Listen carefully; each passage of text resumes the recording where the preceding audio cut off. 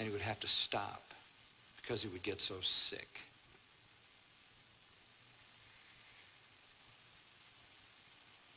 And they're saying no one possibly would end up a pig. What Jewish boy would ever do this? This is the worst possible sinner in the worst possible condition. Couldn't happen. What's this about? I'll tell you what it's about. This is a picture of the reckless sinner. This is the most extreme, immoral, disrespectful, stupid, wasteful sinner ever portrayed by Jesus. This is a sinner in rebellion against God, his Father.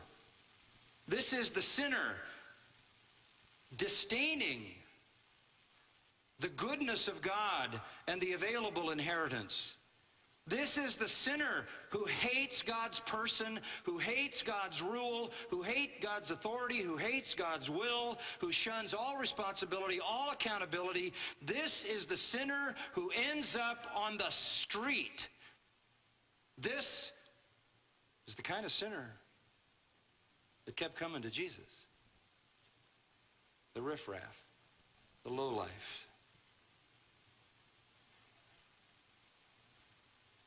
This is the sinner that squanders every good thing. That's who this is. Sin is reckless evil. Sin is selfish indulgence.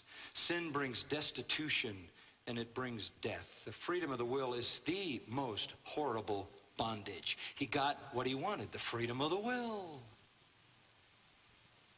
Sin looks for fulfillment outside and away from God and never finds it. It leaves the rebel sinner exhausted, empty, poor, hungry, hopeless.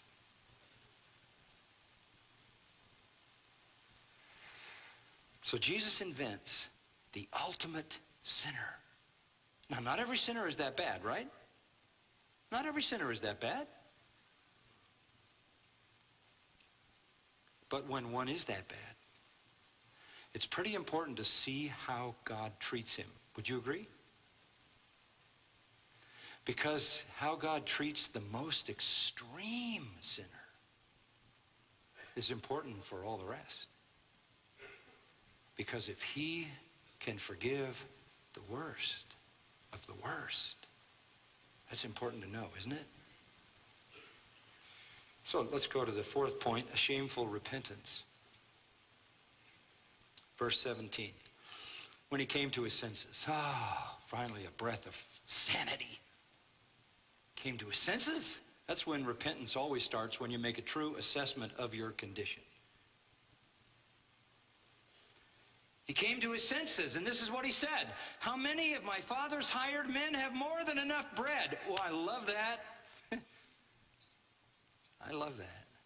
How many of my father's hired men have more than enough bread? You say, what's such a big deal about that? Hey, I'll tell you. Hired men were day laborers. Misthos, the term referring to a day laborer. They didn't have a job. They didn't belong to the family as servants. They weren't craftsmen and tradesmen. They were the very lowest of the low. They were the minimum wage guys.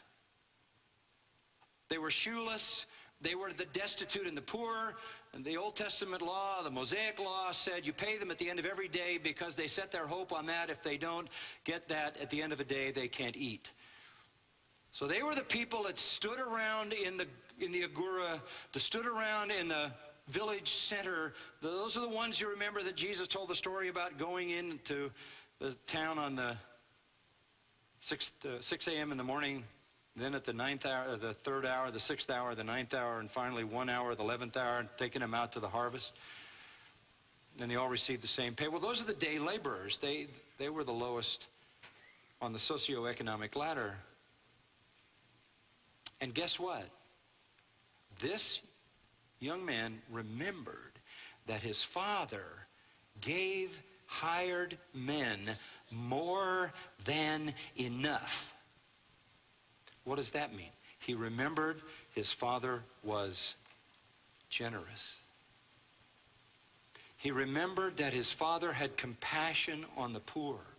He remembered that his father was sympathetic. He remembered that his father was good.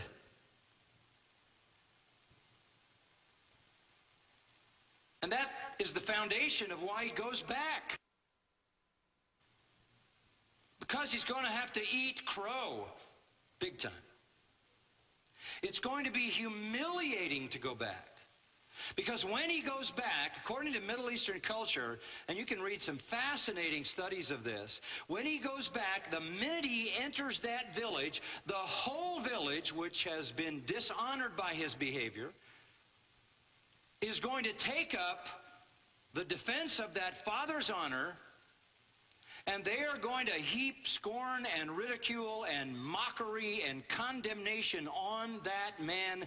They are going to defend the honor of that village and that landowner by heaping scorn on that son. And he knows that. In fact, in most cases, he would have to sit in the village for days while children mocked him and adults mocked him. And maybe after days of taking the scorn that he deserved, the father might grant him an audience, at which point he would allow him to kiss his feet or his hand and come no closer than that. And then he would publicly whip that boy before the whole village to return some honor to himself, after which he would lay out the terms of restitution, and there would never be reconciliation until there had been restitution. That's how it is in a legalistic system. You earn your way back. And restitution would have been pretty simple. You earn back exactly what you cost the family. Then maybe, after years and years of working at the wage, the minimum wage, maybe then, when you've made full restitution, the father might grant you reconciliation. He knows that. He knows going back is going to be embarrassing, humiliating, agonizing, and hard. But he says in end of verse 17, I'm dying. What's my option? I'm dying. If I want to live, I have to go back. And this much I know.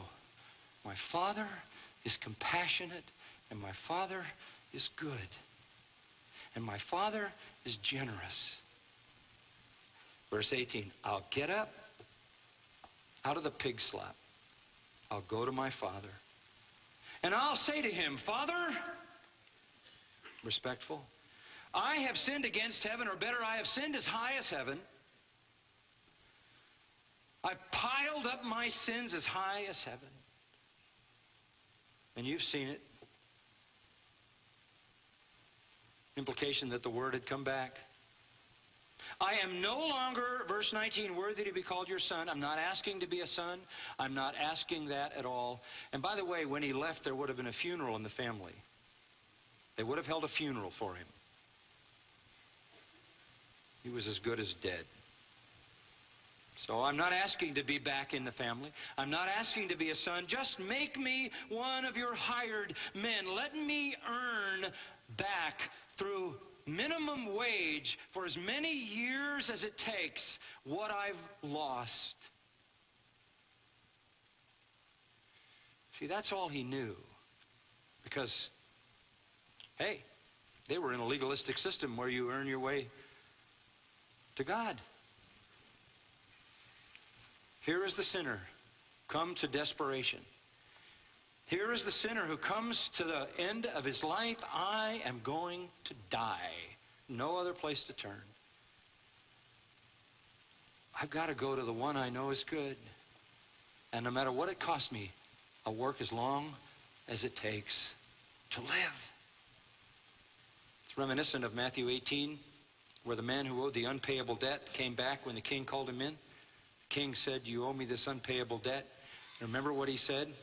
I'll pay it all back. That's the culture. That's the culture in which legalism exists. That's all the religions of the world except the true gospel. They're all systems of works. You earn your way to God. You get reconciliation at the end of restitution.